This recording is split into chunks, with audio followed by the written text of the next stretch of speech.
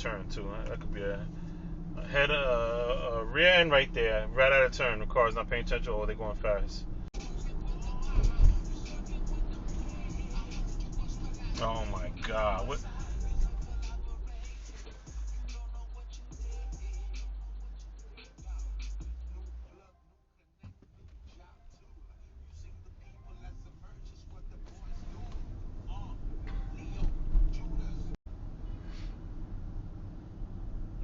Because he wants to make an improper turn. That's crazy.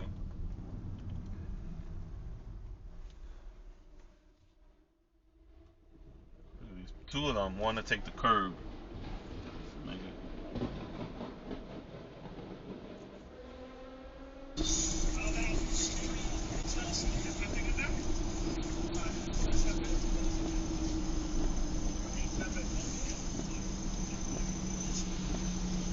Fucking merge. The hell?